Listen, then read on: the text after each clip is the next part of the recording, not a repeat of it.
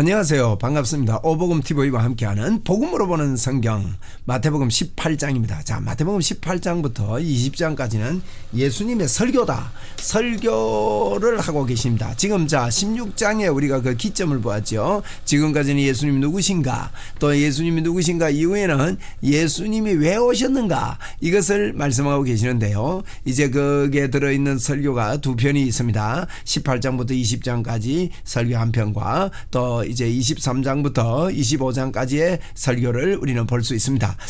그런데 이제 그 전 설교도 물론 이제 예수님께서 하시는 그런 말씀들이 산상수훈, 우리가 복된 자다, 우리가 복된 자다. 그리고 이제 10장에서는 우리가 전도를 어떻게 할 것인가 하는 것들을 말씀하고 있고, 우리는 또 열매 맺는 자다. 씨가 견우 보진 거, 이렇게 우리가 그 세 편의 설교를 미리 보았고요. 이제 네 번째 설교, 누가 크냐, 용서와 빚에 대해서 이야기하는데, 핵심은 그렇습니다. 예수님께서 왜 오셨는가 하는 거예요.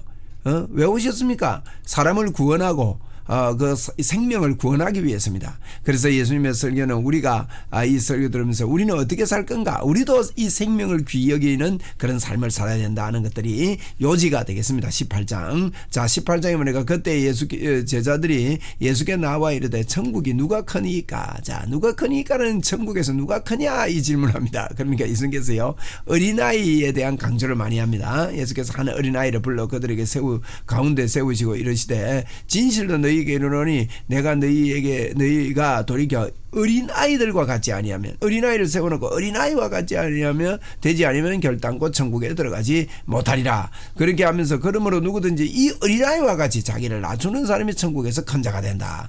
어린아이 같이, 어린아이 지금 계속 그러고 5절에도요 어린아이 한 번 더 언급합니다. 누구든지 내 이름으로 이런 어린아이 하나를 영접하면 곧 나를 영접합니다. 자, 어린아이 같이 되는 게 뭡니까? 어린아이를 영접하듯이 그렇게 하는 거. 그러니까 상대방이 나에게 유익을 주느냐, 어린아이가 무슨 유익을 줍니까? 너무 귀찮고 때로는 뭐 내가 잘 모르는 어린아이를 이렇게 대접한다는 것은 어려운 일이거든요. 또 그 어린아이는 어린아이 중심으로 어린아이를 대해야 되지 않습니까? 그렇게 어린아이를 영접하는 것은 그 영접하는 사람이 천국에서 큰 사람이다 하는, 천국에서 우리가 천국 가서 원하는 거, 천국의 삶이 뭐냐는 거예요. 그래서 다른 사람을 키우고 다른 사람을 세우고 내 양을 치고 하는 거, 그거다는 거 지금 가리키고 있는 것입니다. 6절입니다. 누구든지 나를 믿는 자는 자중에 그 작은 자 중 하나라도 실족하면 차라리 연자맷돌, 이 연자맷돌 이야기합니다. 그래서 생명 귀한 거, 그죠? 어린아이를 영접하듯이 그 사람의 눈높이에서 그 사람을 영접하라. 이제 차라리 연자맷돌을 그 목에 달아서 깊은 바다에 빠뜨려지는 것이 나으리라. 자, 나를 믿는 이 작은 자 중 하나를 실족하게 할 때에, 그래서 우리가 사람을 실족하게 하지 않고 그 사람 눈높이에서 그 사람 실족하게 되면 어떡합니까? 그 사람 지옥 보내는 결과가 되니까 연자맷돌을 메고 바다에 빠지는 게 오히려 낫다는 것이에요. 빠뜨려지는 것이 더 낫다는 겁니다. 여러분, 우리가요, 이 땅에 사는 가치는 여기에 있다는 거예요. 안 그러면 바다에 연자맷돌이 뭔가 뭐 그 맷돌 큰 거 아닙니까? 그거 목에 메고 바다에 빠지면 어찌 올라옵니까? 그 죽는 게 낫다 이 뜻입니다. 죽는 게. 우리가요, 이 땅을 살 때요, 생명 사랑하지 않으면 죽는 게 낫대요. 생명 건지기 위해 이 땅을 산다는 거예요. 복음 전거를 위해 이 땅을 산다. 이 뜻을 지금 예수님은 이 땅에 온 목적이 뭐냐? 십자가에 죽으시고 우리를 이렇게 구원하시고 건지기 위해 이 땅에 오셨다. 이 이야기를 합니다. 7절입니다. 실족하게 하는 일들이 있음으로 말미암아 세상에 화가 있도다. 실족하게 하는 일이 없을 수는 없지만 실족하게 하는 그 사람에게는 화가 있도다.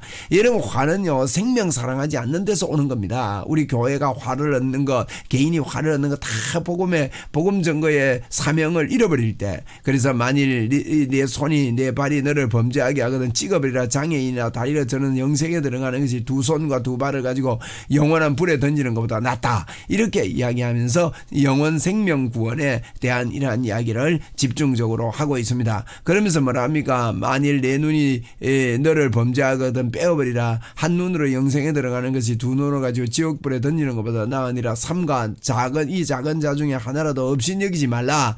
너희에게 말하노니 그들의 천사들이 하늘에서 하늘에 계신 내 아버지의 얼굴을 항상 뵙는다는 거예요. 사람을 무시하지 말아요. 항상 하나님의 얼굴을 뵙고 있다. 그래서 이제 18장에 20장까지 예수님의 네 번째 설교 속에 그 핵심이 뭡니까? 누가 큽니까? 이 이야기로 말미암아 우리 예수님의 설교가 시작됐는데, 누가 크냐? 지극히 작은 자를요 업신여기지 않는 그 사람이 큰 사람이라는 게. 우리 한번 따라합시다. 작은 자를 업신여기지 않는 사람이 큰 사람이다. 예수님 설교의 요점입니다. 그것이 우리가 이 땅을 사는 이유고 목적입니다. 여러분, 예수님이 이 땅에 오신 이유는 더럽고 추하고 우리가 아직 죄인 되었을 때, 우리가 아직 연약할 때, 우리가 아직 원수 되었을 때 그분이 십자가에 죽으시고 우리를 구원해 주셨습니다.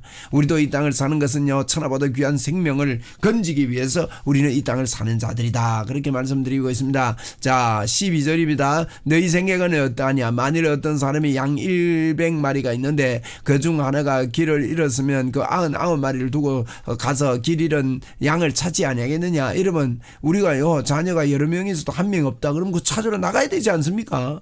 그러지 않습니까? 양도 마찬가지야. 내가 키우는 양이 뭐 100마리인데 한 마리가 없다 그러면 아이고 한 마리쯤이야 뭐 이리 안 하지 않습니까? 우리가 다 이렇게 세고 자꾸 찾지 않습니까? 작은 것이라도 우리 거에 거느면. 그래서 99마리라도 이렇게 찾습니다. 여러분, 그러면서 진실로 너희에게 이르노니 만일 찾으면 길을 잃지 아니한 99마리보다 이것을 더 기뻐하리라. 뭐 물론 99마리 기쁘죠. 뭐 감사하죠. 그런데 찾으면 기쁘다 이 말이에요. 찾으면. 이와 같이 이 작은 중 하나라도 이런 것은 하늘에 계신 아버지의 뜻이 아니니라. 그래서 누가 큽니까? 라는 이 질문 속에 이제 그 영원 사랑에 대한 그 이야기하며 작은 자라도 찾는 그 사람이 큰 사람이다. 작은 자라도 찾는 그 사람이 큰 사람이다.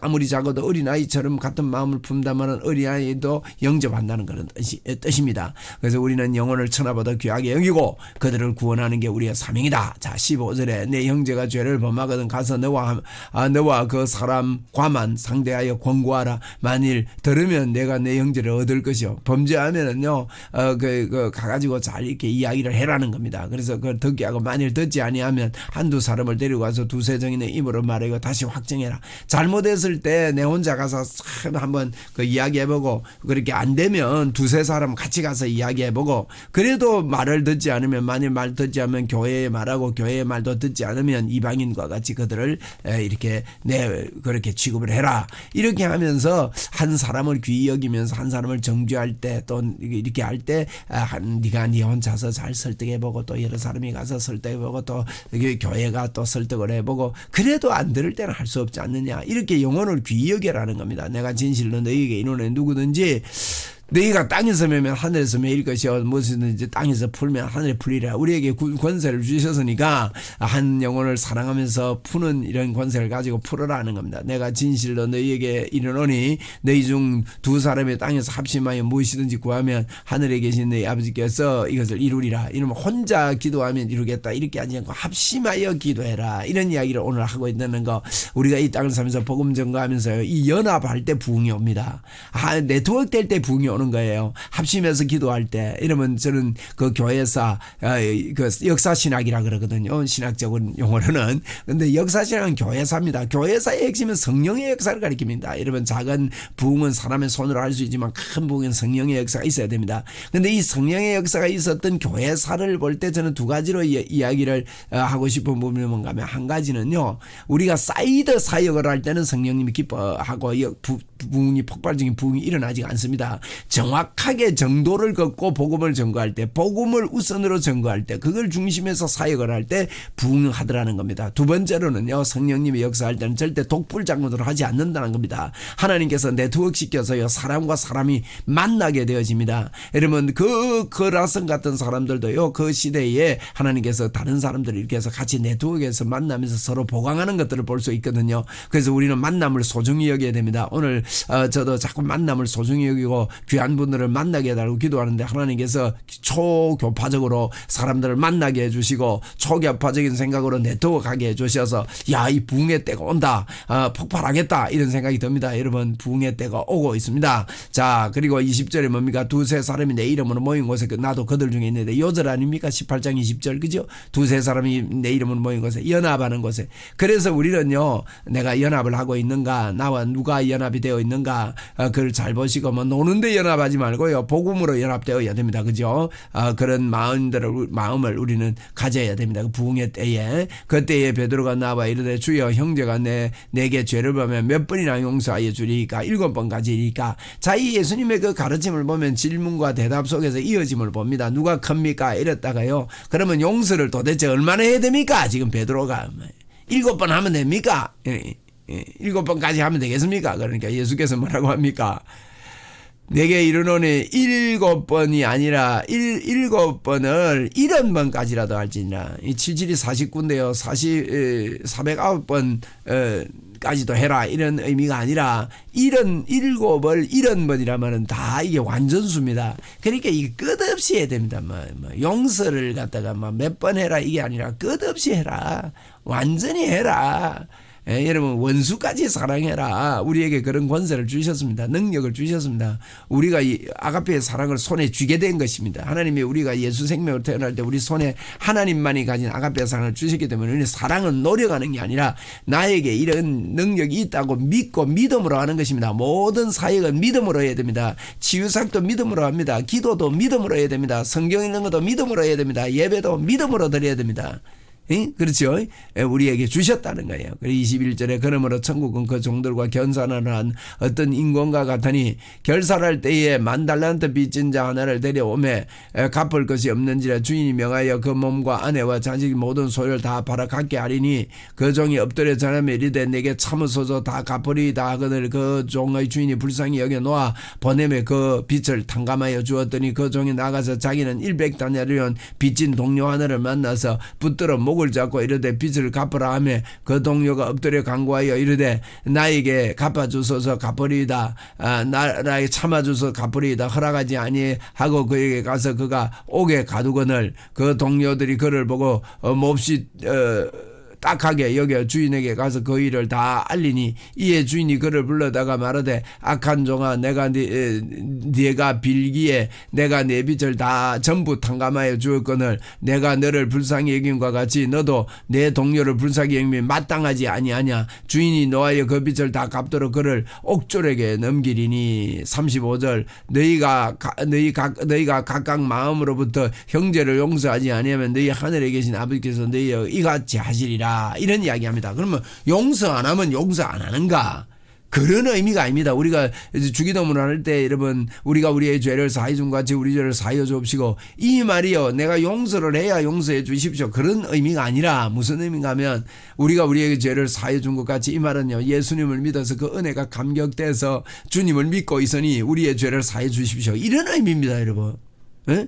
그걸 몰라가지고 그걸 잘못해가지고 막 우리가 죄를 사해주면 우리 죄가 용서되는가? 그런 의미 아닙니다. 우리가 우리의 죄를 사해준 것 같이 우리가 우리 죄를 사해준다면 오늘 이 이야기입니다. 이러면 우리가 큰 너무나 탕감받은 걸 깨닫고 그걸 못 깨닫는 사람은요, 그 깨달음이 없는 사람은 작은 탕감 100데나리온 겠거든요. 그죠? 10,000달란트 100데나리온은 상대가 안 됩니다.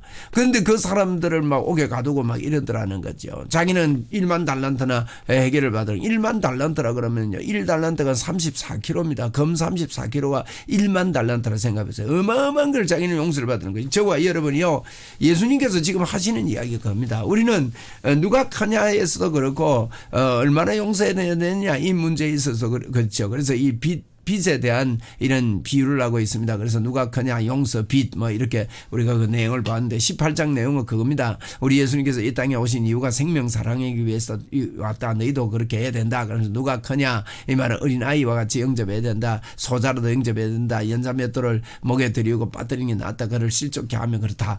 그러면서 그 사람 중심으로 사람을 살리는 일을 해야 된다. 용서도 그렇습니다. 네가 어마어마한 용서를 받았으니까 그들을 용서하는 것이 마땅하지 않느냐. 그 용서하지 않는다는 것은 그걸 주님의 은혜를 못 깨달은 거죠. 십자가의 복음을 못 깨달은 겁니다. 그러니까 그 용서를 받지 못하죠. 십자가의 복음을 못 받아들이니까. 근데 십자가 복음을 받아들이는 사람은요, 다른 사람의 죄를 용서할 수밖에 없다는 것을 우리가 주기도문에서도 예수님께서 가르치고 있고 오늘 18장에도 가르치고 있는 것입니다. 우리가 죄 지은 죄를 용서해 줘야 우리가 용서를 받는다, 그런 의미가 아니라는 것을 여러분 은혜 속에서 이걸 깨달을 수 있기를 바랍니다. 그래서 오늘 우리 18장은 예수님께서 이 땅에 왜 오셨는가를 말씀하시면서 너희가 이 땅을 왜 사는가를 말씀하고 있는 그런 메시지라고 볼 수 있습니다. 할렐루야. 오늘 이제 18장, 오늘 석탄일이거든요. 석가 탄생일인데 오늘 2021년 5월 19일 수요일 석가 탄생일인데 많은 사람들이 우상 숭배하고 범죄하고 우리나라가 범국가적으로 오늘 범죄하는 날입니다. 얼마나 온 천지에 등을 달아놓고 이렇게 있는데 마음이 참 아픕니다. 이렇게 범죄하는 나라 속에서 저와 여러분을 구원해 주신 주님의 은혜에 감격해서 저희들도요, 참 어린 아이를 용서받듯이 그들의 눈높이에 주의 복음 전가하는 훈련을 하고 어떻게 하면 복음이 편만하게 전거될까, 이 고민 때문에 하나님 앞에서 헌신되는 저와 여러분 되기를 간절히 바랍니다. 감사합니다.